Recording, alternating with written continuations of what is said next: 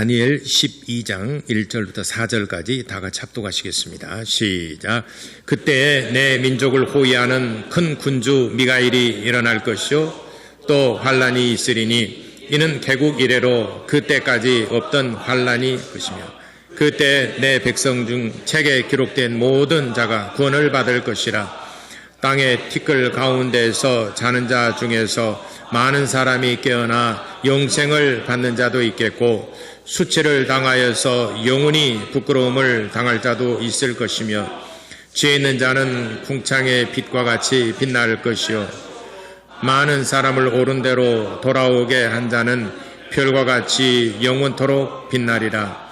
다니엘아, 마지막 때까지 내 말을 간수하고 이 글을 봉함하라. 많은 사람이 빨리 왕래하며 지식이 더하리라. 아멘. 오늘은 본문을 중심해서 해같이 별과 같이 빛나는 성도의 삶이라는 제목으로 같이 은혜 나누고자 합니다. 하나님은 영화로우신 분이시다. 두 번 고백합시다. 시작. 하나님은 영화로우신 분이시다. 하나님은 영화로우신 분이시다. 요한복음 17장에 예수님께서 공생의 사역을 다 마치시고 마지막 하나님께 기도하는 기도문입니다. 요한복음 17장에 하나님께 기도하는 그 내용을 살펴보면은 그 가운데 내가 이 땅에서 아버지께서 내게 주신 아버지의 이름으로 저들을 구원해 내었고 내가 이 땅에서 아버지의 이름을 영화롭게 하였나이다. 그러므로 때가 되면은 아버지께서 이제는 나를 영화롭게 하옵소서. 이런 내용으로 요한복음 17장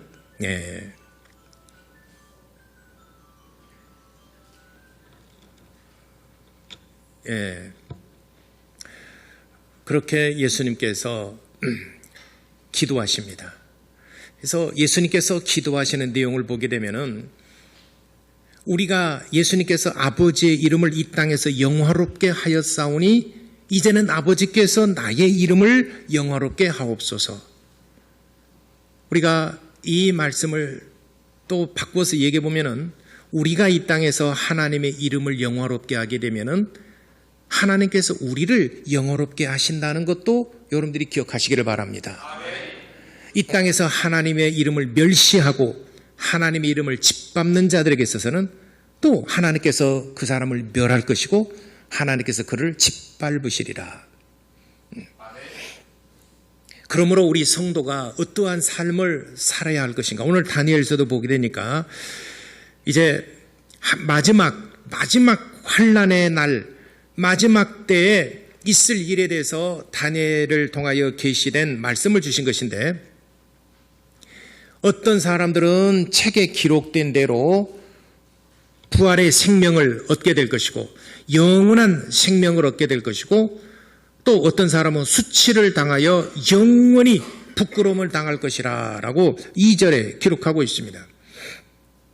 어떤 사람은 부활할 때 하나님의 생명책에 기록된 대로 정말 영광스러운 부활을 할 자가 있는가 하면 또 어떤 사람들은 수치를 당하여 영원히 부끄러움을 당할 자도 있을 것이라. 그래서 사람을 이렇게 옳은 대로 인도하는 자, 다시 말하자면 하나님께로 인도하는 자들, 옳은 바른 길로 인도하는 자들에게 있어서는 궁창의 빛과 같이 빛날 것이고 또 하늘의 별과 같이 그를 영원토록 빛나게 하리라. 이렇게 말씀하셨습니다. 그 가운데 오늘 다니엘서 2장과 3장 그리고 6장에 주로 제가 오늘 설교할 내용에 나와 있는 내용들이 2장, 3장, 6장입니다. 이 다니엘이라는 이 사람은 소년 때, 어렸을 때, 소년 때 나라가 망했습니다. 그래서 남유다가 망했습니다. 그래서 바벨론에게 멸망을 하고 또 그래서 바벨론에게 포로로 많은 사람들이 잡혀갔습니다. 젊은 남녀들이 거의 대부분이 포로로 잡혀 들어가고 늙은 사람들은 포로로 잡아가더라도 쓸모가 없어요. 그래서 죽이든지 아니면은 그대로 놔두든지 쓸만한 사람들, 젊은 사람들 다 잡아갔습니다. 그래서 마지막 집결지 모아가지고 끌고 간 곳이 바로 라마라고 하는 곳입니다. 라마에 이 이스라엘 젊은 남녀 자녀들을 모아가지고 그를 결박을 하고 그리고 끌고 갔습니다. 어떤 문헌에 따르면은 왕자가 이제 백성들이 볼 때 아유 왕자님께서는 어떻게 이렇게 포박을 당하면서 무거운 짐을 짊어지고 이스라엘에 있는 그 성전이 파괴되고 성전에 있는 금과 은과 놋과 그리고 보물들 이런 것들을 다 짊어지게 하고 짊어져서 가는데 왕자가 어떻게 이런 무거운 짊어지고 한 번도 이런 일을 안 해봤을 것인데 왕자께서 어떻게 이런 일을 참 비참한 일을 당할 수 있겠습니까? 그래서 왕자의 짐을 나눠서 대신 짊어지고 갔습니다. 그랬더니 포로로 끌고 가던 한 병사가 이렇게 보니까 이놈이 아무 짐도 짊어지지 않냐고 가고 있거든요. 그래서 너는 왜 아무 짐도 짊어지지 않느냐?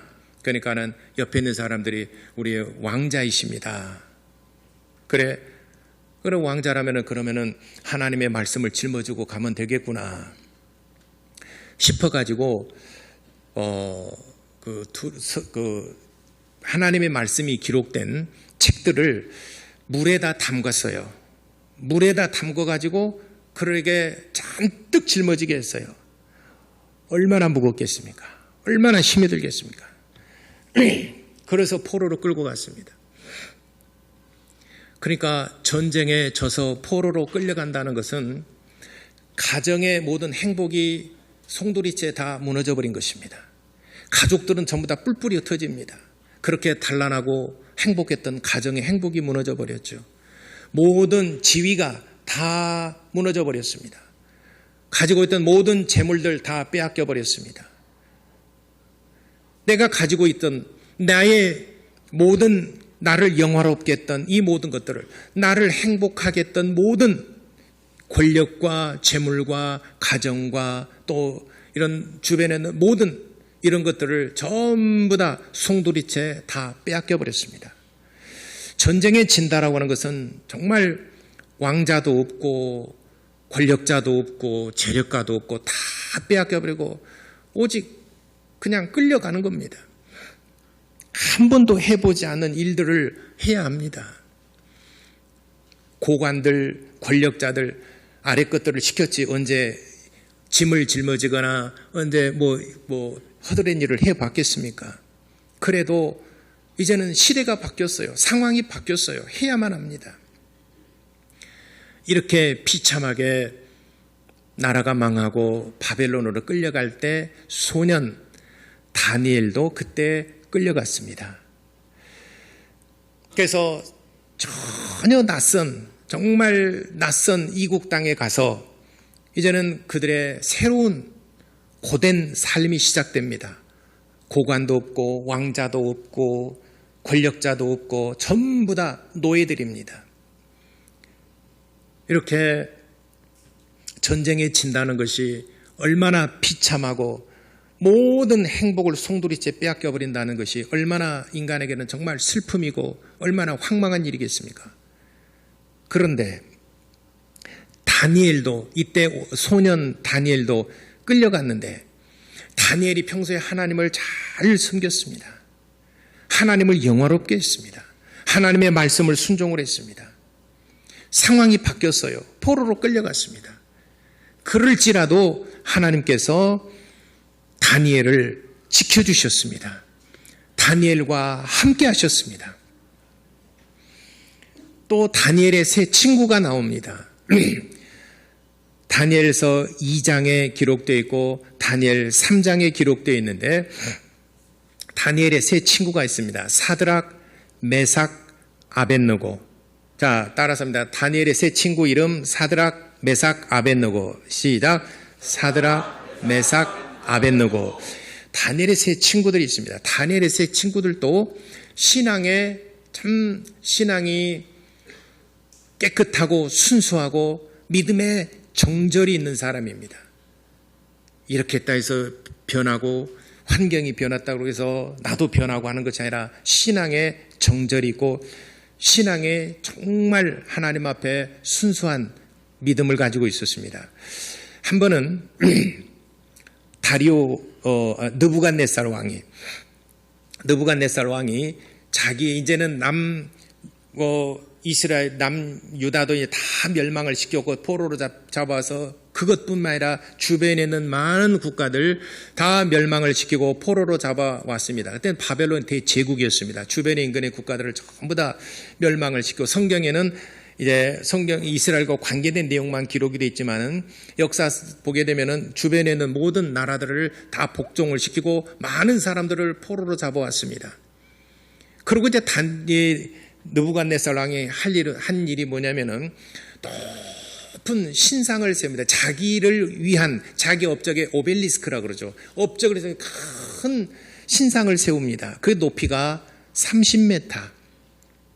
60규빗인가 아니라 30m. 제가 규빗은 빼고 이해하기 쉽게 메타로 아파트 건물 10층 높이의 큰 신상을 세웁니다. 그리고 이제 나팔 소리가 나고 또 이런 재금과 악기 소리가 쫙 울려 퍼지게 되면은 모두가 이 왕을 상징하는 이 신상 앞에 다 엎드려 절을 하라라고 명을 했습니다. 만일 이 명을 어기고 이 신상에 절하지 아니하면은 풀무불 가운데 던져 넣어서 그를 화형을 시킬 것이다, 죽일 것이다 라고 어명을 내렸습니다. 나팔 소리와 또 재금과 또 악기 소리가 쫙 울려 퍼집니다. 모든 백성들이 일제히 다 그 앞에 엎드려서 절을 합니다. 그런데 다니엘의 세 친구 누구라고 그랬습니까? 사드락, 메삭, 아벳느고. 이 세 친구들은 고개를 숙이지 아니하고 무릎도 꿇지 아니하고 그대로 서 있습니다. 사람들이 고발을 했습니다. 왕이시여, 저 사드락, 메삭, 아벳느고 저 세 사람은 절하지 아니하더이다. 어찌하렵니까? 그래, 데리고 와라. 보니까 다니엘의 친구들입니다. 너희들은 어찌하여 절하지 않았냐? 내가 너희에게는 내가 한 번의 기회를 내가 더 주리라. 나팔 소리가 나고 재금 소리가 나거든 너희들은 세 사람은 일제히 엎드려서 신상에 절을 해라 라고 한 번 더 기회를 줍니다. 굉장히 이례적입니다. 그러니까 세 친구가 왕께 말하기를, 왕이시여, 번거롭게 굳이 그렇게 하실 필요가 없습니다. 왕께서 다시 우리에게 기회를 준다 하더라도 우리는 절하지 않을 것입니다. 고개도 숙이지 않을 것입니다. 왕께서 그러면은 우리를 풀무불 가운데 던져 넣으시지 않겠습니까? 그럴지라도 하나님께서는 풀무불 가운데서 우리를 능히 건져내실 수 있는 능력이 있으십니다. 그렇지 아니한다 하더라도 나는 절하지 않겠습니다. 그렇지 아니한다 하더라도 설령 하나님이 나를 구원해내지 아니하고 풀무불 가운데서 우리가 죽는다 하더라도 고개를 숙이지 아니하고 무릎도 꿇지 않을 것입니다. 왕이 얼마나 화가 났는지 평일보다도 7배 더 불을 뜨겁게 하라고 그랬어요. 그리고 저 세 사람을 결박해서 불에다 쳐넣으라고 그랬습니다. 사형 집행관이 세 사람을 결박을 했습니다. 그리고 끌고 들어가서 평일보다 7배 더 뜨거운 풀무불에다가 던져 넣었어요. 근데 그 불이 얼마나 뜨겁던지 넣으면서 자기 그 집행관도 타져 죽었다라고 그랬어요. 다니엘 3장에 보게 되면 그 집행관도 공무를 집행을 한 그 집행관도 불에 타 죽었다라고 그랬습니다. 얼마나 뜨겁던지. 느부갓네살 왕이 풀무불을 멀리서 지켜보니까 사드락, 메삭, 아벳느고를 던졌는데 4사람이 있어요. 아니, 3사람을 던졌는데 왜 4사람이냐? 자세히 들여다보니까 한 사람은 사람이 아니고 신의 형상과 같은 그 모양을 하고 있더라라고 그랬어요. 아마 목사님이 같이 들어갔는가 모르겠습니다. 사드락 메삭 아벳느고야 빨리 나와봐라. 그러니까 세 친구가 토벅토벅 그러고 나왔습니다. 세 사람이 나왔어요. 머리털 끝 하나 상하지 않더라. 할렐루야. 하나님께서 그를 지켜주셨어요. 여러분, 하나님을 믿는 믿음의 그 순수한 마음, 어떠한 상황 속에 있더라도 우리가 변하지 않은 정말 하나님께 대한 일편단심 예수 사랑, 일편단심 교회 사랑, 어떤 환경이 오더라도 정말 예배를 사모하고 하나님을 섬기는 자는 아무리 세상이 변하고 아무리 환란이 오더라도 하나님이 지켜주실 줄을 믿으시기를 바랍니다. 그 첫 번째 시험이 지난 한 3년여 동안 팬데믹을 통해서 우리의 믿음을 시험했지 않습니까? 상황이 변했어요. 평소와 같지 않았습니다.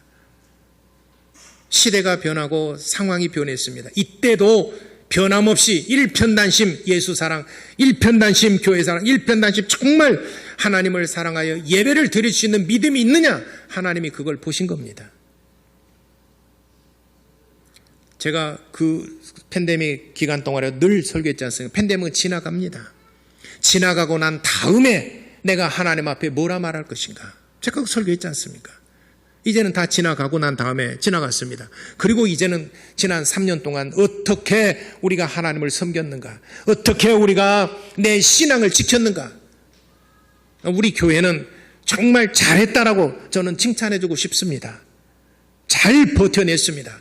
이런 엄중한 상황 속에서도 1부 예배, 2부 예배 다 나눠서 예배하고 정말 할 수 있는 한 힘을 다해서 우리 교회는 예배를 했지 않습니까? 이렇게 예배하고 난 다음에는 하나님이 어떻게 복을 내리시겠습니까? 서두에 말씀드린 것처럼 예수님께서 내가 아버지의 이름을 영화롭게 쌓으니 이제는 하나님께서 내 이름을 영화롭게 하옵소서라고 했습니다.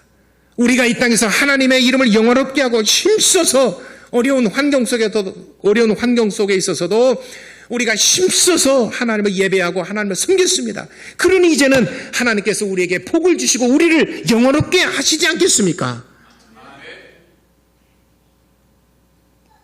이스라엘 속담에 돼지 목에 진주 목걸이라 하는 그 이스라엘 속담이 있습니다. 아무런 값어치를 모르는 이에게 진주 목걸이를 걸어줘 봐도 아무런 빛이 나지 않는다는 것입니다. 그 가치를 아는 자에게 걸어주게 되면 그 진주 목걸이가 빛나고 그를 영화롭게 할 것인데 말이죠. 세월이 지났습니다. 이렇게 하나님을 영화롭게 하고 하나님께 대한 믿음의 신앙의 절개를 끝까지 지킨 다니엘과 그 세 친구들, 정권이 바뀌었습니다. 다리오 왕 시대 때에 다리오 왕이 다니엘을 아주 사랑했습니다. 그래서 전국을 120개로 분할을 해서 두령들을 심어놨습니다. 두령들을 세웠습니다. 전국을 120개 그 지역으로 구역 행정을 만들었습니다. 그리고 그랬습니다. 그 중에 사드락, 메삭, 아벳느고도 그 120명 중에 한 사람으로 이렇게 지방 행정 리더로 세웠습니다. 그리고 다니엘은 그 120 행정을 관할할 최고의 지도자 3명이 있는데 그를 총리라고 합니다. 3명의 총리를 세웠습니다. 3명의 총리를 세웠는데 그 중에서 으뜸이 되는 총리로서 다니엘을 세웁니다. 그 위에는 다리오 왕입니다. 그러니 하나님께서 다니엘을 얼마나 사랑하셨고 그 세 친구를 얼마나 사랑하셨는가 알겠죠. 이 다니엘과 세 친구들의 신분이 뭡니까? 노예지 않습니까? 포로로 잡혀왔던 자이지 않습니까?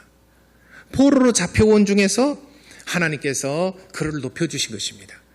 그렇다면 본래 그 나라 백성 중에서 정말 이 총리 자리까지 올라오기까지는 얼마나 정말 노력하고 애쓰고 힘썼겠습니까?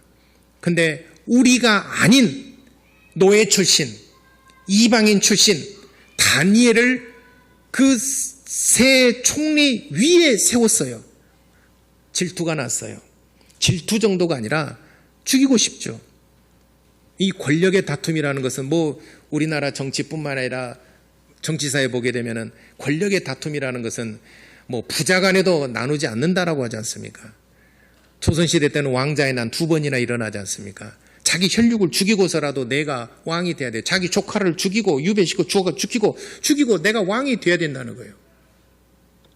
얼마나 잔인한 세계입니까? 그래서 조선 왕조를 좀 비하해서 이조시대라 이렇게 말을 하죠. 좀 더 비하를 하게 되면은 양반사회 4대부들은 이씨, 죄송합니다. 전주 이씨를 오게 되면은 말을 하지 않습니다. 너희들은 왕조다. 왕조 가문이다. 너는 양반이 아니다. 너는 왕조다. 왕조라는 말은 좋은 말로 해서 지도자, 통치자라는 말인데 조금 사이드에서 얘기하면 너는 살인자다. 너희 조상들은 너희 가문은 왕을 유지하기 위해서 왕의 정권을 유지하기 위해서 얼마나 많은 사람을 죽였느냐. 그래서 양반이라 하지 않고 왕족이라고 그럽니다. 그래서 조금 비하해서 조선시대를 이조시대 이렇게 말을 하죠. 지금은 이제 세월이 이미 다 바뀌었기 때문에 별 의미가 없지만 역사적으로는 그렇다는 것이죠. 그런데 굴러온 돌이 오히려 최고 자리에 올라 있으니까 얼마나 그를 죽이고 싶던지 머리를 짜냈습니다. 다니엘을 이렇게 두 총리가 이렇게 보니까 매일 창문을 열고 예루살렘을 향하여 3번씩 기도하는 것을 봤어요. 책 잡아서 이걸 어떻게 쓰든지 저를 뭐 이렇게 프레임을 씌워서 그를 정적을 없애야 되는데 아무리 찾아봐도 그를 이 프레임을 씌워서 죽일 만한 끌어낼 만한 이유를 그런 것을 잡지를 못했다라 성경에 그렇게 기록되어 있습니다. 다니엘서 6장에 기록된 이야기입니다. 찾지를 못했어요. 근데 딱 한 가지 찾았어요. 그게 뭐냐면은 하루에 3차례씩 창문을 열고 예루살렘을 향하여 기도한다는 것입니다. 됐다. 이 프레임을 씌우자. 다리오 왕이 그렇게 요구를 합니다.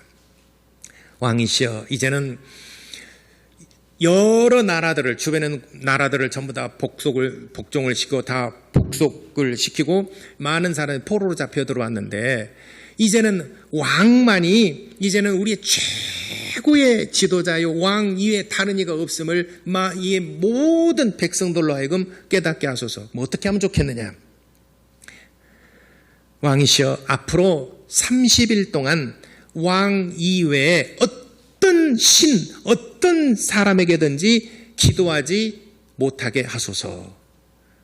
오직 왕만이 영광을 받으시고 왕만이 높임을 받으시고 무엇을 구하더라도 왕께 와서 머리를 숙이고 무릎을 꿇고 와서 왕에게 무언가를 구하게 하소서. 그렇게 하라. 그렇게 하라. 그래서 종기에 방을 붙였습니다. 지금부터 30일 동안 왕 이외에 어떤 신 누구에게도 기도하거나 절을 하지 말라. 오직 왕께만 기도를 하고 왕께만 달라 주십시오. 무릎을 꿇고 머리를 조아리고 와서 왕께 도움을 청하라. 30일 동안 그렇게 하라. 조서를 내렸습니다. 다니엘은 변함없이 한결같이 창문을 열고 예루살렘을 향하여 기도합니다. 하루에 3차례씩 기도합니다. 좀 덜 떨어졌죠. 문을 닫고 기도하면 될 거 아니겠습니까? 꼭 문을 열어야지만 기도가 예루살렘까지 가서 상달되겠습니까? 아니 좀 이게 좀 다니엘이 좀 그렇잖아요. 우리 같았으면 정말 좀 똑똑하게 문을 닫고 기도하면 되잖아요. 오히려 골방에서 기도하라고 했잖아요. 골방에서 기도하면 문 닫고 기도하라. 여러분 기도하실 때 다 문 닫고 기도하잖아요. 그죠? 어떤 사람은 근데 문 열고 기도하는 사람도 가끔 있어요. 저는 문 열고 기도하는 사람 봤어요. 가끔. 문 닫고 기도하는 사람은 주여 눈꺼풀을 딱 닫으면 다 닫아져요. 세상 안 보이잖아요. 주여 하나님 아버지 도와주시옵소서, 도와주시옵소서, 역사해 주시고 막 그 문 열어놓고 기도하는 사람이 있어요. 성경에는 골방에서 기도하란 말은 문 닫고 기도하라, 눈 감고 기도하면 다 닫아지잖아요. 근데 문 안 닫고 골방에 밖에 나와서 기도하는 사람이 있어요. 어떤 사람요? 고개 빼들고 뚫레뚫레하고 그런 사람은 기도 시간에. 기도 시간에는 문 닫고 골방에서 기도하시기 바랍니다. 아니 다니엘도 안타까워요. 다니엘 안타까워. 왜 문 열고 기도해요? 됐다. 왕께 고발을 했습니다. 다니엘이라는 이 왕이 친애하고 왕이 사랑하고 왕이 정말 아끼는 것은 아는데 어명을 내렸지 않습니까? 조서를 내렸지 않습니까? 도장 인장을 찍었지 않습니까? 근데 안타깝게도 다니엘이 자기의 신에게 예루살렘에서 이렇게 해서 기도하더이다. 다리오 왕도 어떻게 하겠습니까? 도장을 찍고 이것을 조서를 내렸는데 왕이라고 그래서 뭐 특별하게 그 다니엘을 봐주면 안 되지 않습니까? 삼국지에도 보면 읍참마속이라는 말이 있지 않습니까? 마속을 죽이잖아요. 마속을 제갈량이 얼마나 사랑합니까? 이제는 조조도 죽고 유비도 죽고 제 2의 그 리더자들이 나오지 않습니까? 조조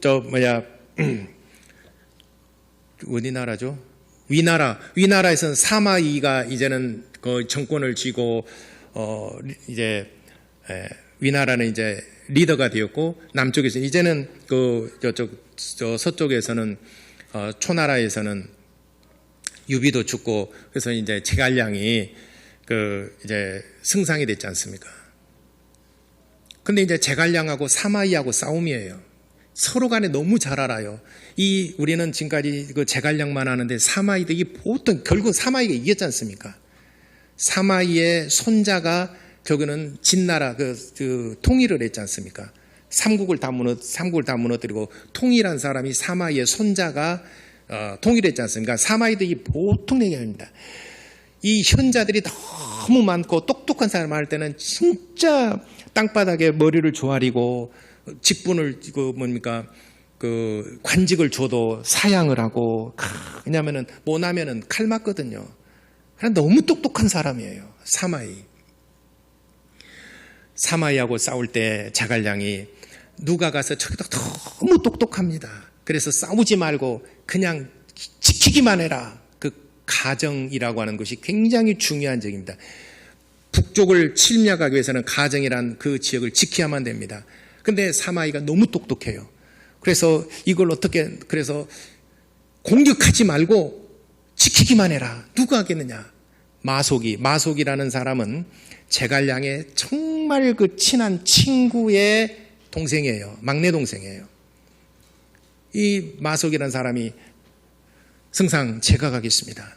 내가 지금까지 모든 병서를 읽지 않은 병서가 없고 모든 전쟁에 내가 통달하지 않음이 없습니다. 그러니 나를 보내소서. 내가 가겠나이다. 젊은 사람이 용감하게 나서서 가겠다라고 합니다. 할 수 있겠느냐? 승상께서도 아시다시피 모든 병법에 내가 다 능통한 사람이고 지금까지 전쟁에서 내가 져본 적이 없고 내가 어느 누구보다도 내가 뒤지지 않은 사람입니다. 제갈량이 굉장히 염려를 해요. 너무 패기가 너무 뛰어나다.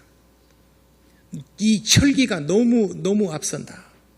그래도 극구 자기가 가겠다는 거예요. 그래서 당부를 합니다. 너는 절대로 공격하지 말아라. 그리고 가정이라는 걸 지키기만 해. 수비를 해라.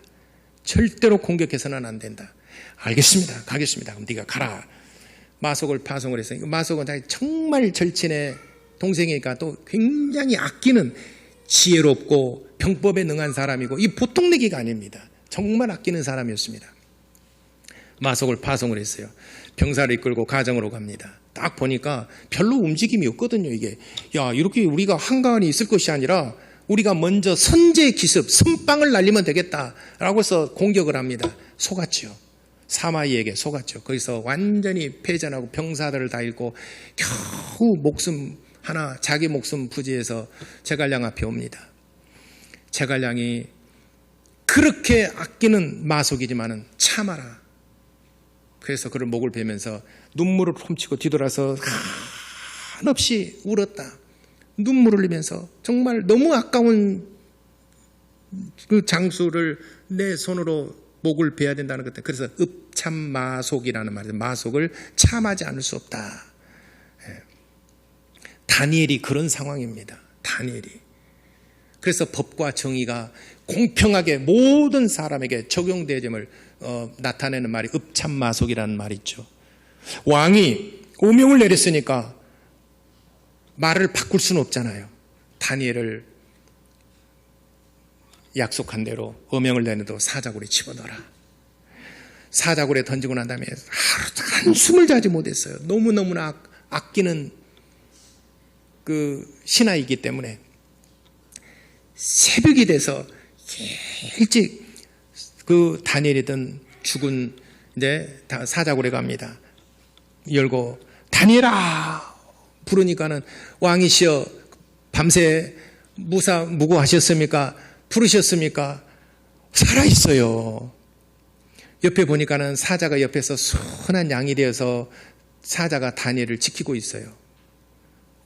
그를 얼른 끌어내고 난 다음에 자초지종을 알아보니까 이를 모함하기 위해서 그런 일을 꾸민 사람들이 있어서 그 사람을 저 사자굴에 던져라 해서 땅에 떨어지기 전에 사자가 그를 통째로 삼켰더라라고 다니엘서 6장이 기록하고 있습니다.